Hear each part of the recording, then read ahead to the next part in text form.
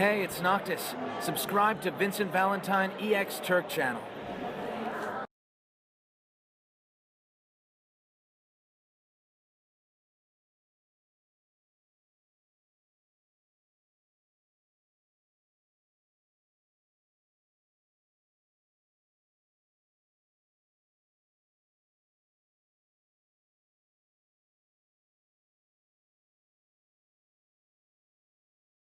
Guys, Vince Valentine EX Turk here, King of the Night, Vince Valentine EX Turk, my Archers of Chaos, and we got another movie review. I just saw Spider-Man Homecoming, and it is the definitive Spider-Man movie ever.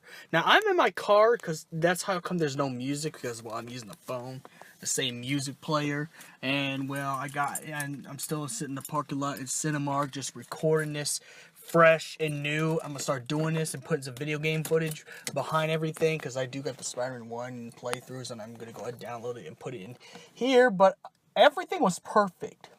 Now, since I'm on a time crunch, I'm only gonna be doing 3 minutes on this review, so I'm sorry if it's not gonna be in depth like my other movie reviews. I apologize in the beginning, but first of all, they kept Spider-Man comedic, like he was supposed to be. Spider-Man was a nerd, and they kept him as a nerd. There was no skater punk.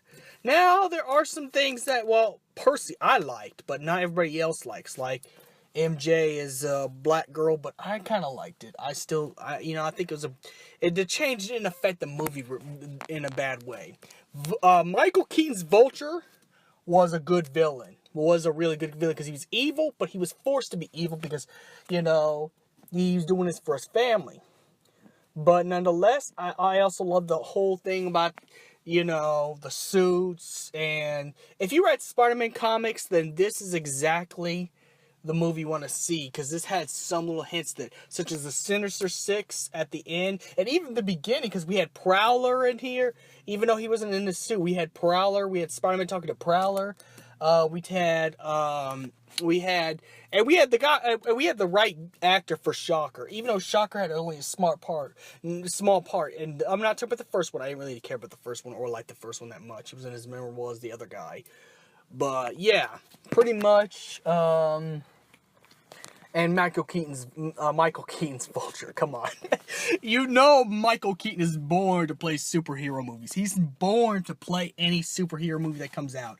He's like that's what his focus should be.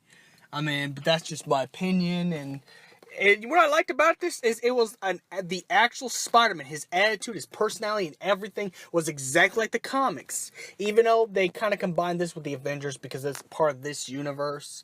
It makes sense because his debut of the new Spider-Man came on in Captain America Civil War. But nonetheless, bro, he was exactly like the comics should be. In fact, I spent $6 extra. I'm gonna really go and put myself in the debt on this, but spent $6 extra on the Spider-Man Cup because I like the movie this much. It is a 9.8, man. It's a 9.8. So yeah, it's just, I don't know how to put it this way. This is what a real Spider-Man movie should have been like. There was no, trying to put angsty emo stuff like they did with Amazing Spider-Man 2, where they had Harry Osborn be an angsty emo, I Love Linkin Park, and Shop at Hot Topic, and I jack off to My Chemical Romance songs. But no, seriously, this was actually perfect. Now, people complain about Flash Thompson. Yeah, he does look like the guy who cyberbullies you more than he does beat the shit out of you. But he actually, Flash Thompson, the actor played Flash Thompson a little bit too well. Like, he was playing the character like if it was from the comics. Like, he was Flash Thompson. That dude was Flash Thompson for real. So, you can't really judge things by looks.